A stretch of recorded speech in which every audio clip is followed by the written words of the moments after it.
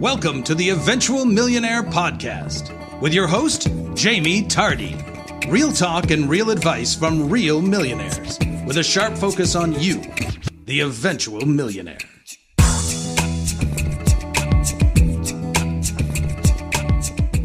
Welcome to the Eventual Millionaire Podcast. I'm Jamie Tardy, and today we have Chris+Gravagna on the show.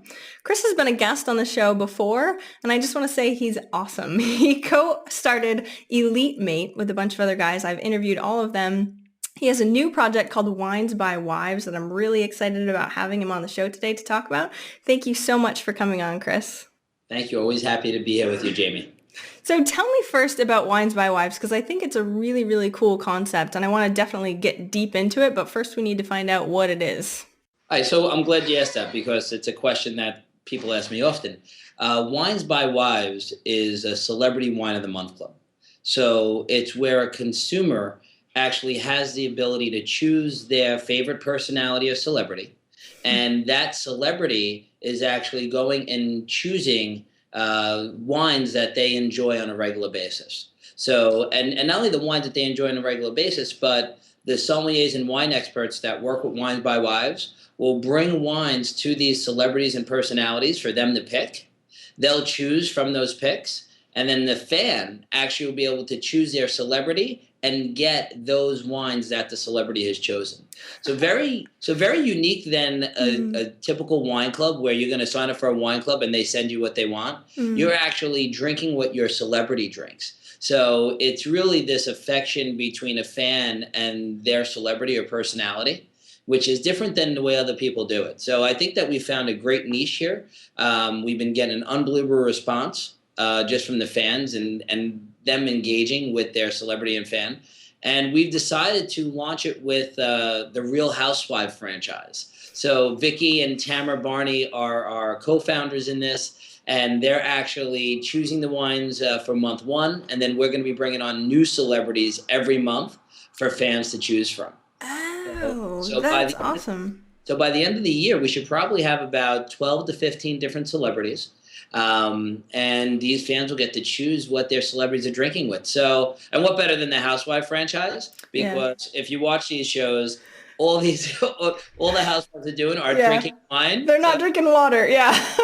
Not drinking water. They are drinking wine. So, which is, we felt to be great to start with the reality segment of it because they're really engaged with their fans. And we really wanted to launch a product where the fans can really engage with their celebrity personalities. See, that's awesome. So you found a niche because it seems like the wines of the month club are sort of a crowded niche already, right? I mean, there's tons of them out there. There are tons of them, but again, when we did our due diligence and finding the right marketplace to really drive our expertise into, we found that even though it was saturated market with wine clubs, it's also a growing market. And if we were able to find this niche and this uniqueness in that marketplace, we felt that we could grab market share. And you did. I mean, it seems like a great idea so far. So the question, though, is how do you educate your consumers? Because most people are used to regular wine of the month. How do we know, well, we get to pick somebody and we get to pick what they're drinking? So it's through education. So we have a pretty dynamic FAQ on the site. What we've learned is as building the splash page, because the official website launches May 8th. To the world. Okay. So what you're seeing now is a splash page, a pre-order page. And this pre-order page, what we've learned as we've been building it and going through the process, we've been adding more informational pages. So the About Us, the pre-order pages, the just FAQs, the frequently asked questions, are now become a bigger part so people can be educated on how the club works very differently than other clubs. And now what we do is we even have our personalities articulating it and just trying to engage more with the consumer on telling them how it works. We're also going to be instituting a video segment part of our website when it launches. So you'll actually get to see and hear and listen to your celebrity tell you what it is that the club is about. So awesome. Instead of it just being written down, we actually have the people that are good on TV sharing with their fans how it works. That's awesome. So how long ago did this idea start? Like, how long have you been doing this? Because I know the launch isn't for a little bit, but there's a lot of back-end stuff. Right. So the launch is within a month. We'll probably be shipping our first orders before the initial launch. we had so much success in our pre-launch that we've actually garnered over 250 pre-registrants that just because. We've also had over 6,000 people sign up for our site. And luckily, we've also had over 1,000 Facebook likes, 1,000 on the website likes. So we've gotten huge momentum and success. But you asked a question about where to start, and it's kind of a unique situation.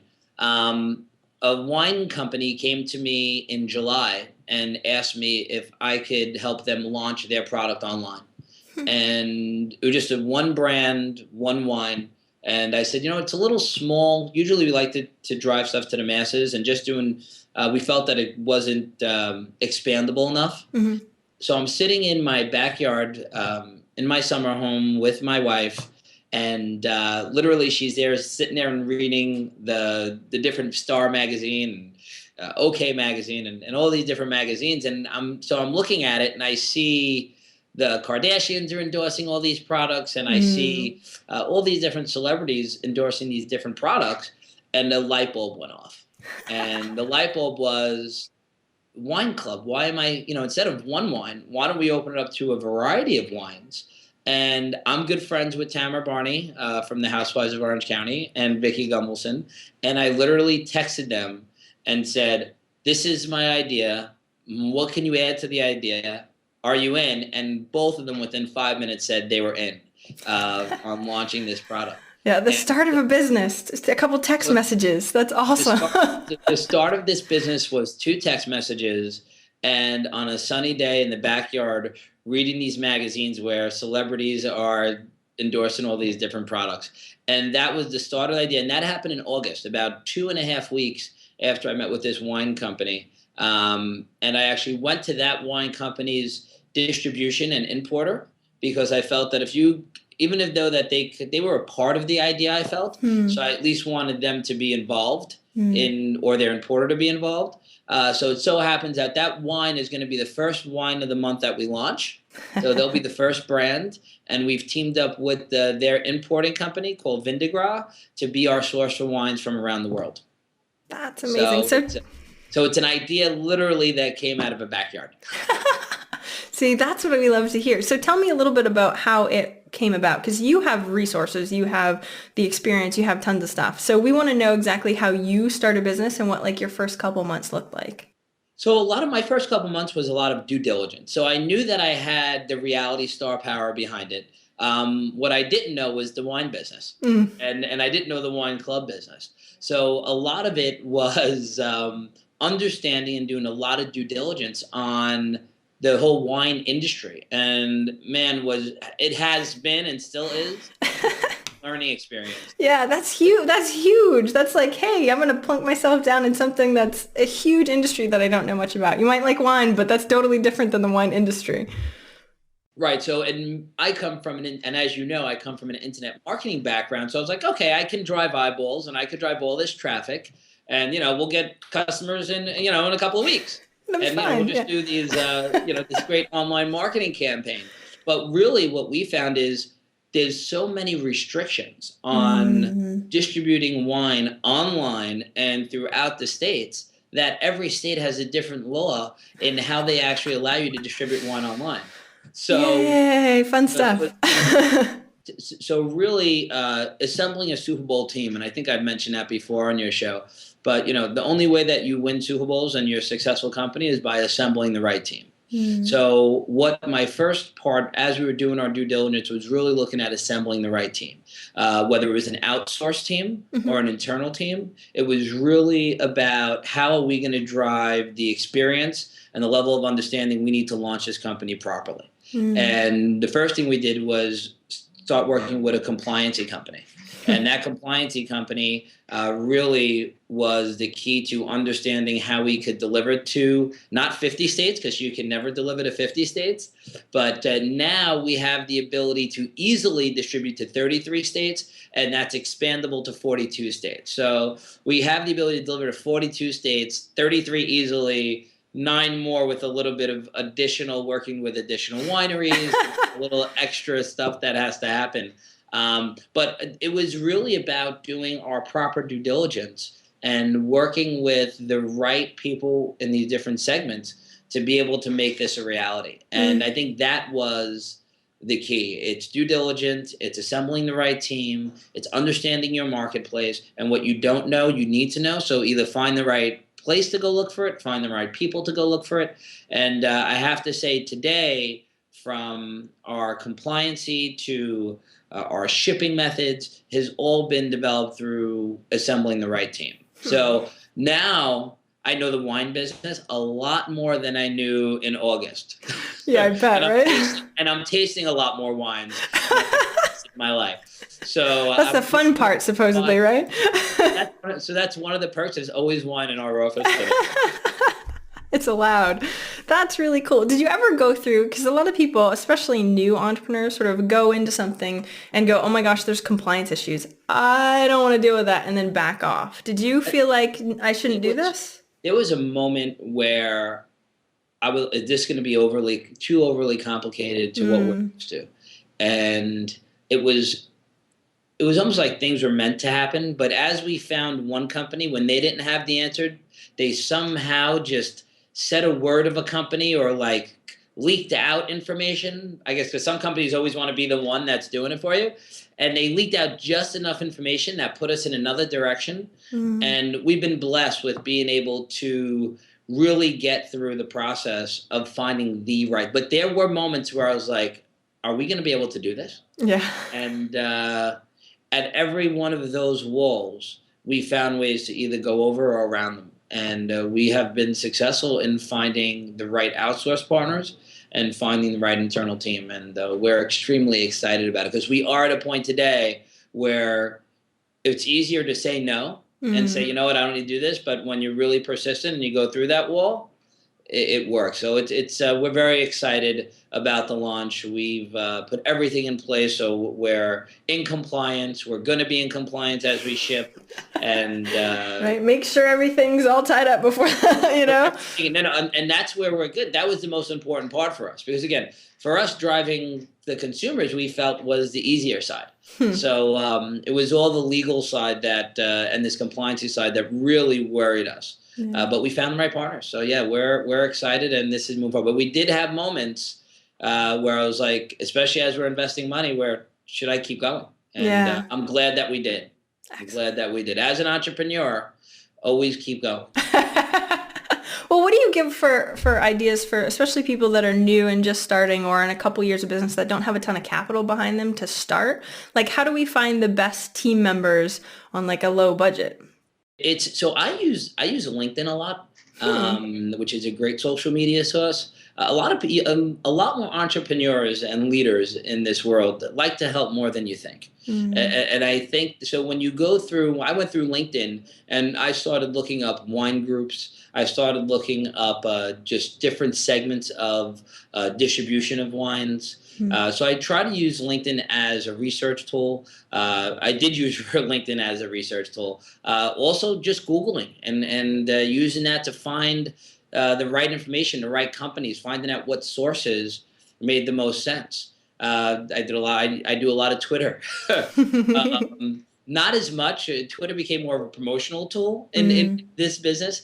But you'd be surprised how many direct messages I got from Twitter when I mentioned Wines by Wives or the Wine Club, saying, hey, we'd like to be a winery that helps, or have you chosen this company yet? So we actually had a lot of outreach from our social media of companies that wanted to get involved with us. But as they wanted to get involved, they also proved to be educational sources. So I think put it out to the universe, and you'll find that a lot more people are interested in helping you and being a part of it. More than you think. So as an entrepreneur, use the social media tools, use those online tools to do your research and development. And you'll find that you'll get a lot of information there without necessarily having to pay for it right away. Yeah, and I just want to sort of put a caveat up. I love Chris because Chris has helped me so much since I've interviewed him. I love Chris. So So listen to his information definitely, but just so you know, he's an awesome guy and he's one of the people that's helped me too. And I think that's huge. Huge to know that somebody so successful is willing to take the time and help you out too is amazing and will be inspiring for everybody that's listening too. I like to say, go ahead and email people. Like you never know, they could become your mentors. They could help you in ways you never know. And so just a quick email is amazing. But of course, thank you. So email me after May 8th. I know. Everyone's welcome to email me. But not before, because you must be crazy. Just not before the launch. But besides that, after May 8th, I'll take as many emails as possible. That's the thing. So how do you balance that, right? Because you already have a bunch of other companies. It's a little ridiculous. Why don't you actually tell everybody how many different projects you're working on, and then we'll talk about balance. All right. So what's great is I'll talk about EliteMate real quick because EliteMate was one of the first reasons that you interviewed me. And EliteMate is an online matchmaking site, and I'm lucky to have a team and a partner there that runs the day-to-day. So that has allowed me, I've stepped away from some of the marketing responsibilities on a day-to-day level, and Victor and my partner Gary have really stepped up on the day-to-day of EliteMate. So I've always been very conscious of, and I know I said this in your last interview, but you could juggle 5 balls, you can't juggle 6.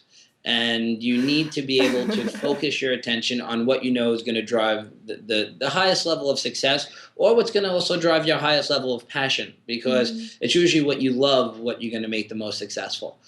So the dating website is definitely one of the projects that I have on my plate. Spring-Based Media is our online marketing company where we help launch companies and products online. So one of the new products that we launched a couple of months ago was a company called Go Perfect Credit, which is a credit repair. It's a do-it-yourself credit repair system. Doing very well. We're doing a lot in call centers and in credit agencies as a tool to help people that don't want to go through the whole consultancy process. So this is a do-it-yourself product, which has been great. I do have a restaurant in New York, but I do have a great team. I didn't even know that. I do have a great team behind it. It's a place called Nuella. But we're talking about me. I've had that for 2 years now. Don't mention it a lot.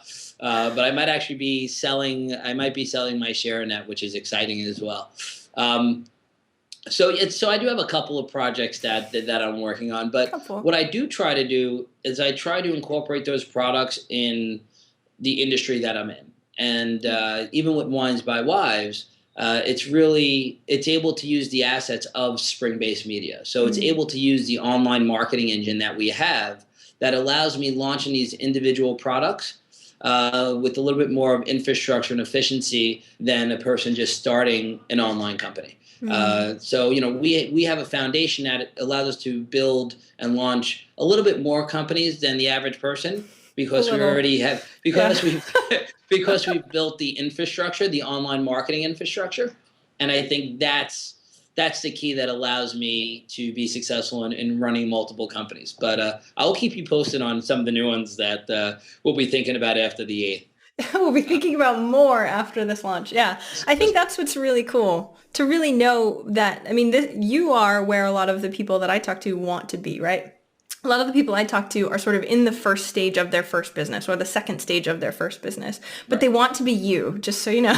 They want to be able to go, I have an idea, team, go do this, please. You know what I mean? And that's sort of what we want. So what we want to get from you then is sort of your expertise and knowledge in online marketing. It's amazing how many people are coming to me asking me online marketing stuff, and I'm figuring it out too. But give us sort of a rundown of your online marketing plan for Wines by Wives, or something that's sort of a newer launch. And it's a little different than I've done and used to in the past. And before I get into that, I just want to say, you say idea, an entrepreneur idea. Turning an idea into a reality and into a real company is the best feeling in the world. It's like nurturing your child and growing it up into this beautiful person. It's just one of the most amazing feelings in the world. So entrepreneurs that have ideas, really take the time to turn them into reality, because it is the most amazing feeling in the world. That being said, our internet marketing strategy is a little different than I've done in previous launches, because a lot of the previous launches, we're going to do an email campaign. We're going to find the right publishing partners to be able to drive up our banner ads. We're going to do search on Google and Bing and all these different, search engine tools and these online marketing tools. But with this one, it's a combination of heavy social media with some traditional PR, with then a more of a segmented performance-based or affiliate marketing campaign. So what we found in our launch strategy was the interaction between the fan and that personality through the social media side of it has been a huge success, where we've actually increased our social media team by 2 or 3 individuals over the last couple of weeks because we felt that it needed to be a bigger part of our strategy. So social media, so we've been using Twitter, we've been using Facebook, and now Pinterest. So I'm not sure how familiar your fans are or you are with Pinterest. Oh, yeah. But Pinterest is becoming a huge part of how we drive social media. And this is all online marketing. Social media is really just part of the strategy, but it is an online marketing strategy. So what we've done is we've used our relationships with the celebrities and the personalities that are part of they're part of this project to now be catalyst into driving this social media campaign. So when Tamara Barney is actually tweeting about it or posting it to her Facebook, we're getting a huge interaction with it. We'll then use that to capture data on our website. So now you can we'll forward that. So we'll put a link on a Tamara Barney or Vicky's Facebook or Twitter link. We'll take that now and drive that to our website. That website will now have a data capture, and then we'll get into more our traditional online marketing, which is email broadcasting, remarketing to that individual, this product. So now we'll capture their data, and then we'll do email campaigns. And so we've now built where we're doing social media heavy, driving into data capture into an online marketing campaign. So that's been the first part of our strategy. The second part of our strategy is we're going to be actually doing very specific banner ads and search on Bravo TV. So BravoTV.com. Yeah. So the whole month of May, you'll be seeing Wines by Wives take over the whole Bravo pages. But it's working and being smart with understanding your audience. So in any company you have to know who your audience is so you could advertise to that audience. And that's one thing that Facebook does well. If you do have a small company and you have a very niche audience, Facebook allows you to go through very specific demo and demographics and geography. So it'll allow you to actually pick and choose the type of consumer you're looking to advertise to, which is another social media, but it's online advertising. Yeah. So we're doing social media heavy, driving into more traditional online marketing, as well as doing online advertising within Bravo TV and other different celebrity-oriented websites, because that's where we feel the person that's visiting those sites are going to be the one that have the affection and want to hear the gossip. They want to be part of that celebrity's life. So we've chosen that. That medium to go after. So, and we'll let you know how the second part of our online marketing strategy works. We're pretty confident in it. But the first side of our strategy, which is heavy social media, has worked out very well. Well, it seems amazing, right?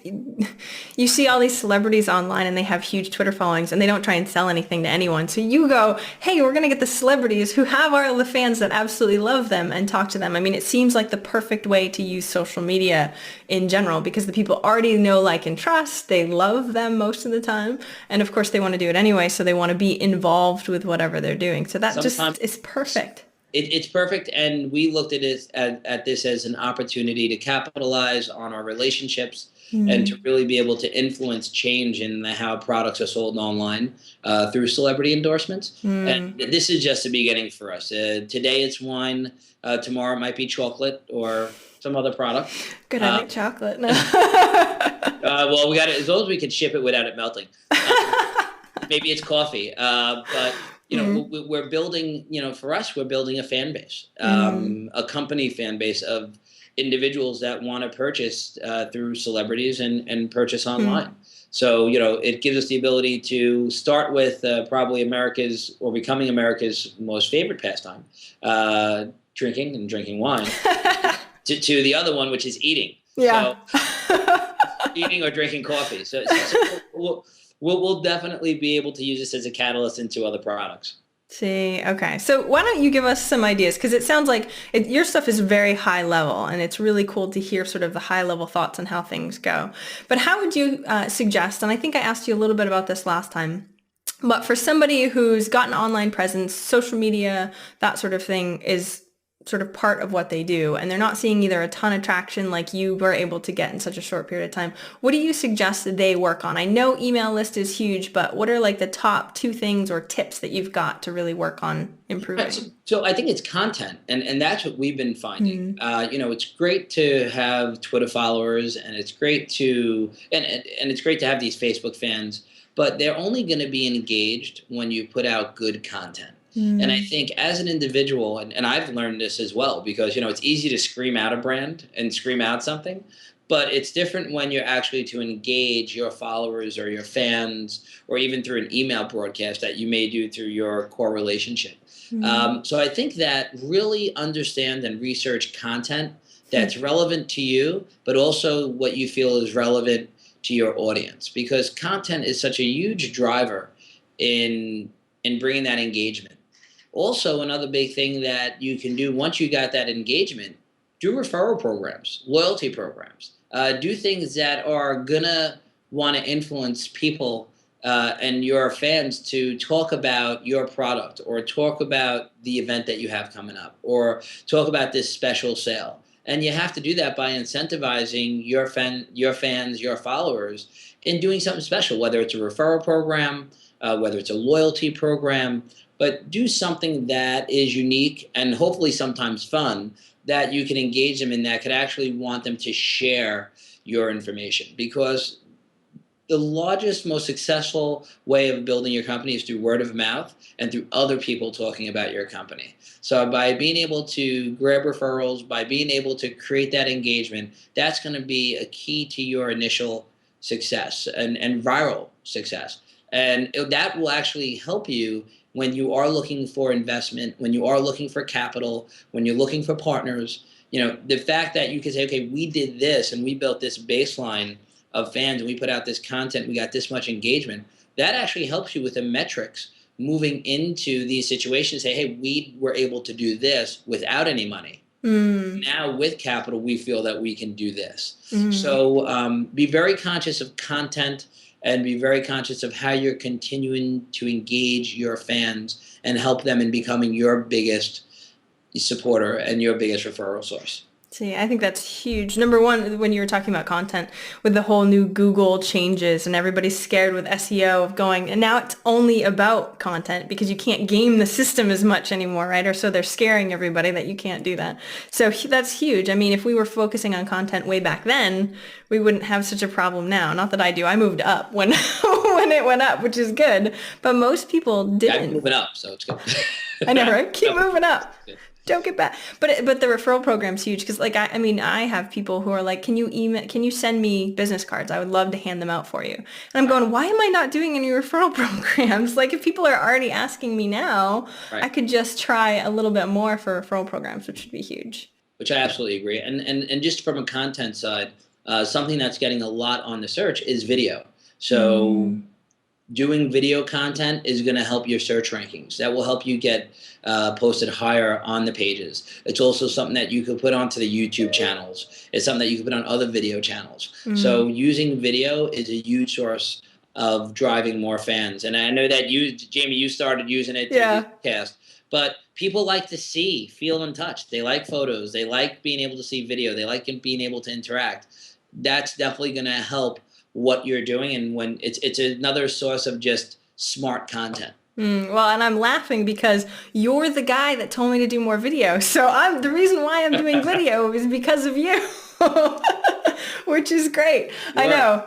I know. And I've gotten so much great feedback of people emailing me going, I love the new videos, because then you can have both sides of the content. You can still have the audio. I'm still on the podcast for iTunes, but now we can have video too. So that way, I love seeing the guest. You know what I mean? I love seeing what your office looks like. He turned the camera around before and he's got like 4 crazy video monitors and crazy tons of stuff that you can't see in his office.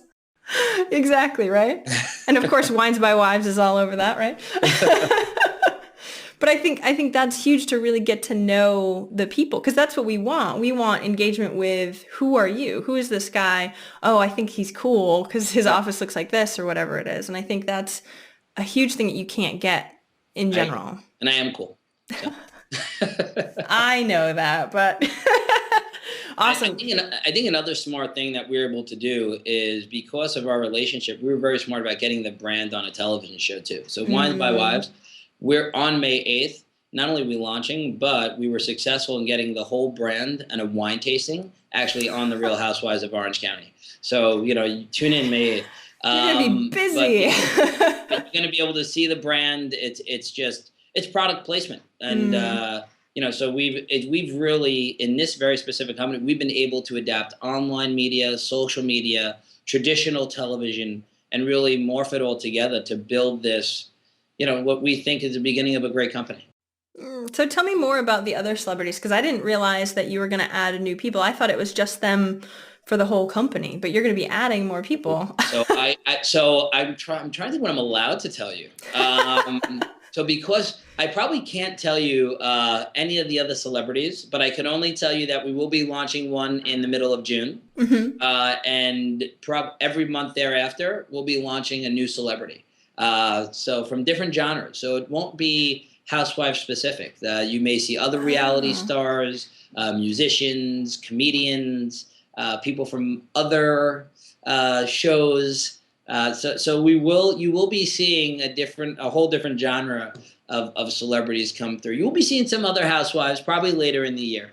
But to start, we wanted to make sure that people got a variety, and it wasn't just housewife specific, but it was just really individuals and women that were engaged with their fans. So, which is why we chose reality to begin with, because we felt reality has the most high-level engagement with their fans. So is it mostly women, or is it? It's all women to start. I don't want to lose power here.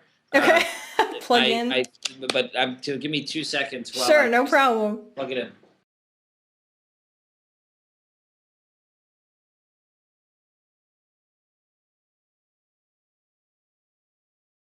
That was like I was a NASCAR race car driver. The tires. Go. So I got that done. Our level of NASCAR. Oh yeah, an entrepreneur needs to plug in the computer. We're not going to die in the middle of the interview. So for this very specific Wines by Wives, it is all women, either married, recent divorced, single moms, or about to be married. So it's an interesting mix of women where we're being very specific in what we're looking for and choosing them. But in fourth quarter, you may be hearing about a celeb wine club or a celebrity wine club, which will be a next generation wine club that will include men and women from other parts of film and so this is we're already expanding the idea pretty quickly. It hasn't even launched yet, and you're expanding the idea. I like that. So what gives you so much, what makes you think that this is going to be awesome, just from the immediate engagement to begin with? Because you've sold some stuff, but it hasn't launched yet, so you don't actually know how well it's going to do. I don't know, but when you build companies in the past, you can tend to feel momentum and and the direction that a company is going in and the hypergrowth that it has the ability to have. And this is probably one of the first companies where we've seen the type of attention that we've gotten ever before launching any other product. Wow. So, I mean, we're excited about it. And I think that it's the expandability that we're already looking at is based on not only the foundation of information we've been able to collect of the interaction that we had, but also understanding where the market needs to go. So, really being able to identify with one group of individuals and consumers and being able to identify with another group that's looking for a different type of genre and a different type of audience. So, we're moving quickly, but we're confident that we're moving in the right way. The great thing, our next segment or the next product isn't for another 6 months. So if this one happens not to work, which it's going to work, we just don't launch the other one.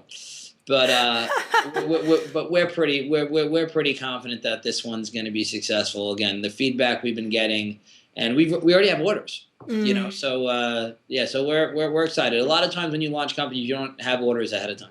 Well, and tell me a little bit about launching companies before. You've launched a lot. You've done a lot. You've helped other people do a lot.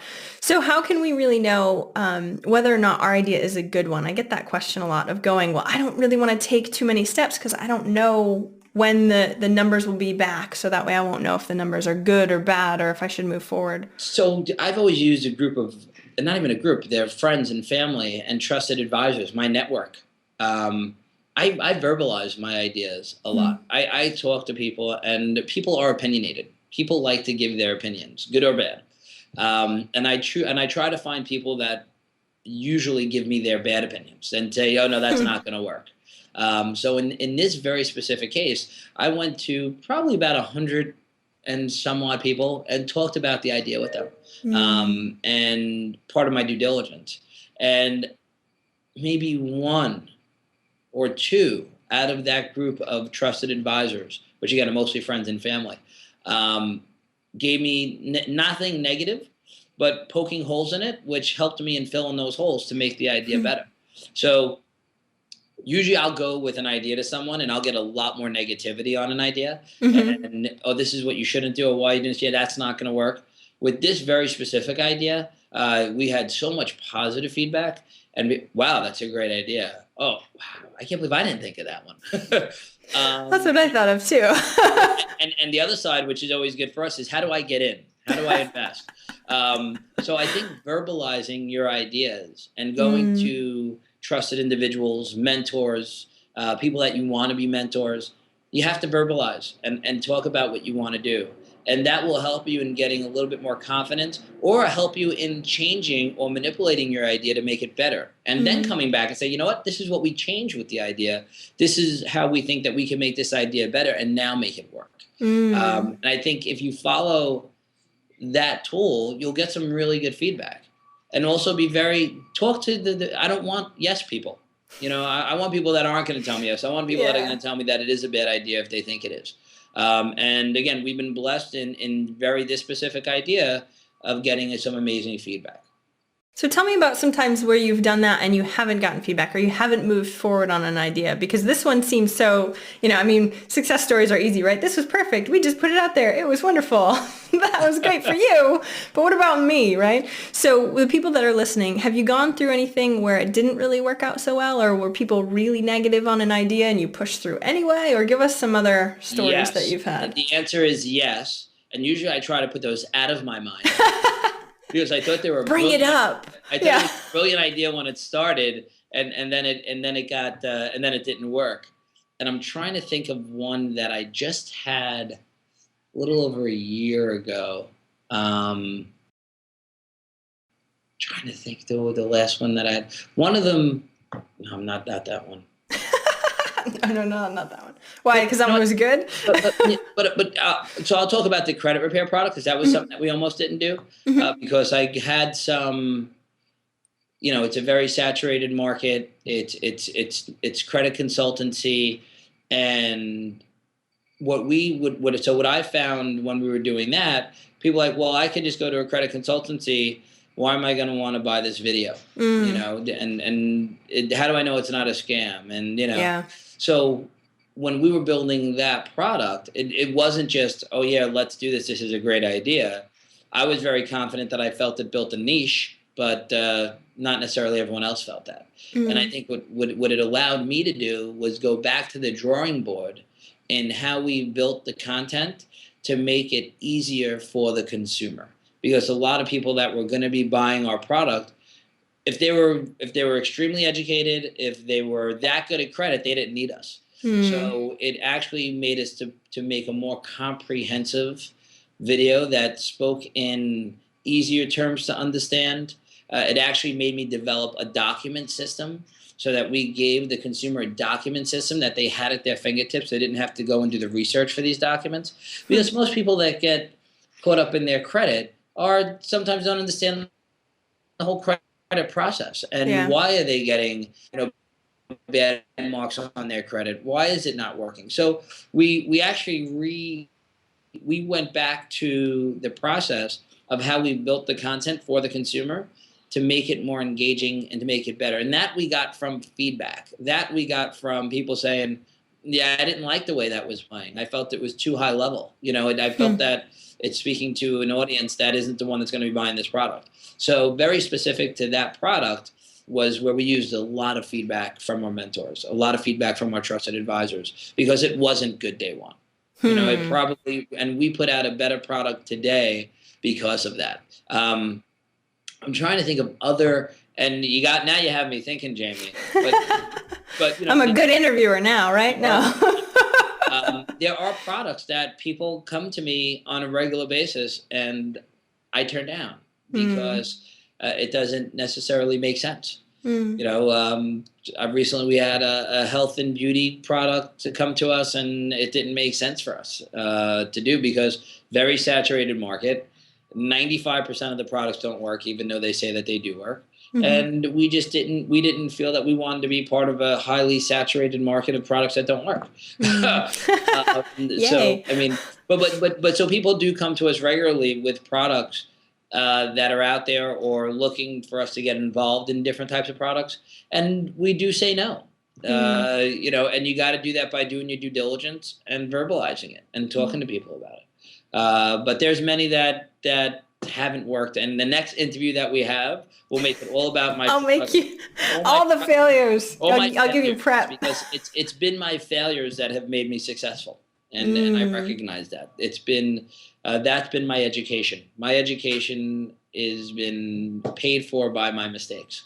Well, do you have a degree or anything like that? I never asked you that. I went to college for a little while. I went to an amazing high school, Fordham Prep in the Bronx, which was on Fordham University campus. Went to Pace University for a little under a year and decided I wanted to be an entrepreneur. But I could probably teach business management or an online marketing class or a marketing class better than any professor in the world. Oh, I bet. I bet. So I have my PhD that probably cost me a couple of $1 million to get through my failures and my mistakes in building companies. So I paid my tuition. Well, that's why we think it's awesome that you're here being able to tell us. And that's why I want to interview people like you, is because you've actually done it. It's not an MBA teacher or professor that's going, this is the way that it should go, because you've done it. You've failed before.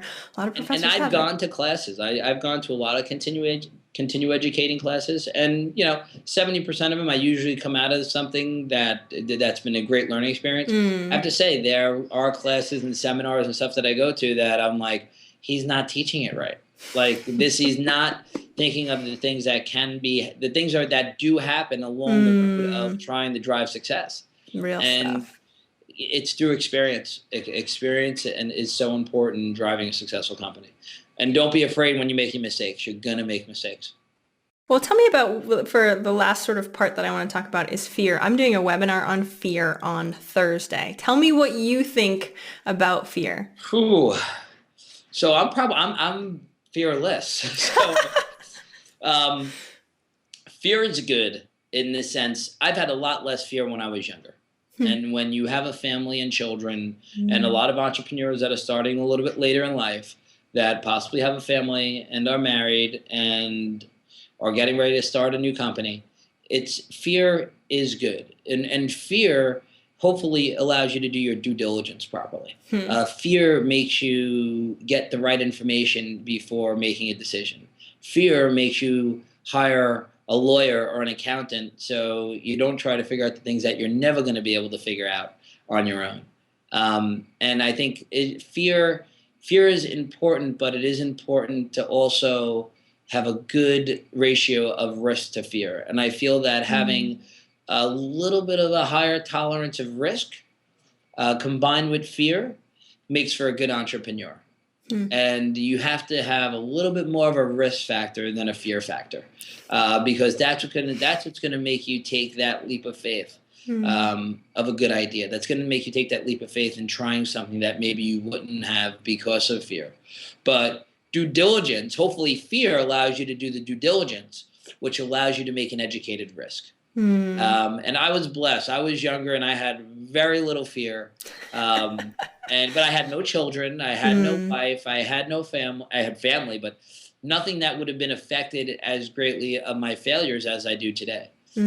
So I was able to start a large print media company at a very young age. I was able to start an online matchmaking company at a very young age because I wasn't afraid to. Because if I lost or I lost it all right, well, I'll start all over again. I was living with my parents at the time or had a small little 1-bedroom apartment of my own. All right, so if that happens, I can start all over again. I was blessed in being able to start a very successful company and grow it to where it grew today. But having no fear can sometimes make things a little crazy unless you get lucky. A little luck also helps. But I think fear is good. I think fear is good, especially for the people that are looking to drive being an entrepreneur at a little bit of a later stage in life or having a family in life. Fear is definitely good because it allows you to do a little bit more due diligence. So that's my take on fear. Hopefully I answered that properly. Fear is good. Well, I think that's really important because a lot of people are like, oh, you need to be fearless. You can't have fear. You can't let it come up. And it's not about that at all. If it's important enough, you get past it. Right. And I think you need to channel your fear. Don't make it to where you're constantly second guessing yourself. Make it so that it allows you to take the protocol steps in driving to make sure that it's a great idea. And fear should allow you to do due diligence. It should allow you to do the proper research. It should allow you to let me think twice before a decision, but let me not second guess that decision 10, 15 times because that can consume a lot of time too, where I'm doing it, I'm not doing it. I'm doing it, I'm not doing it. I'm doing it, I'm not. Don't let yourself get caught up in that. And if you're doing that, don't do it. I like that, Chris. Just don't. Stop. Don't do it because you'll be second guessing yourself through the whole process. Yeah. And that's going to cost you time and that's going to cost you money. Yeah. But personally, I have a lot more risk in my life than fear, because I've been blessed to be able to do it and see past the fear and see that you can drive success, with just an idea. Yeah. See, that's really cool because you can see the other side. You can see where you are. You can see that things work. I know a lot of people that are newer don't see that yet. They haven't had that success, so therefore the fear is even greater than what they think. But don't let that stop you unless it's a bad idea, and then let it stop you. Unless please. It's a bad idea. Yeah. And if you have a good idea, call me. I'll do the Shark Tank. I love that.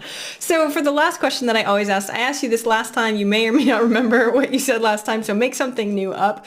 But my question that I always ask is, what's one action that listeners can take this week to move them forward towards their goal of $1 million? What's an action that someone can take this week? Execute. Take that idea that you've been thinking about, the one that you think is a great idea, start verbalizing it.